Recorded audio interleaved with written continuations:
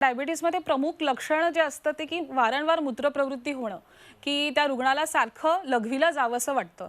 त्याच्यानंतर दुसरं लक्षण आहे की खूप भूक लागते आणि जेवढ्या प्रमाणात तो रुग्ण ते आहार सेवन करत असतो तरी पण त्याला थकवा वाटत असतो. म्हणजे जितका आहार घेतला तरी पण सतत थकवा जाणवणं. त्याच्यानंतर अधिक तहान लागणं, सारखी तहान लागते, ही काही लक्षणं आहेत. त्याच्यानंतर त्वचा कोरडी पडणं किंवा त्वचेला खाज सुटणं, अशी पण लक्षणं आपल्याला बघायला मिळतात. शरीरामध्ये सुन्नता जाणवणं, कुठलातरी एक अवयव त्याच्यामध्ये सुन्नता निर्माण होणं, हे पण आपल्याला जाणवतं. शरीरामध्ये मुंग्या येणं, हे पण एक डायबिटीजचं लक्षण आहे.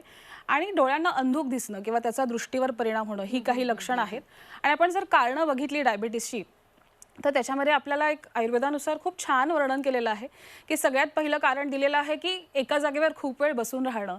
तर त्याच्यामुळे हे डायबिटीज वाढतो. नक्कीच जे साखर आहे ती वाढते रक्तामधली. त्याच्यानंतर दुसरं कारण सांगितलं आहे आणि ते डायरेक्ट त्यांनी तो पदार्थ सांगितला आहे, तो म्हणजे दही.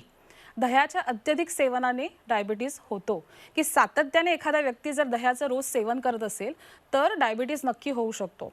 आणि आपल्याला माहिती आहे की साखर आणि गुळाचं प्रमाण जर अधिक घेतलं तर नक्कीच डायबिटीज होतो. त्याच्यानंतर मांसाहाराचं जर अत्यधिक सेवन केलं तरी सुद्धा आपण बघतो की डायबिटीज होऊ शकतो. म्हणजे आपल्याला ह्या गोष्टी सातत्याने नाही सेवन करायच्या आहेत.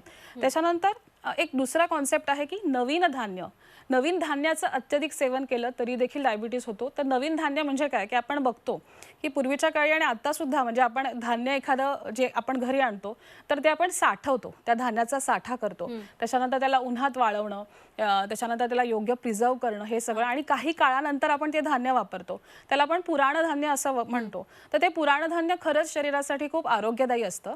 आणि मधुमेहामध्ये एक कारण सांगितलं आहे की नवीन धान्य, आत्ताच जे उगवलेलं धान्य आहे ते घरी आणून ते वापरणं, हे सातत्याने जर केलं, कारण ते जड असतं पचायला आणि मग ते पण एक प्रमेहाचं कारण आहे.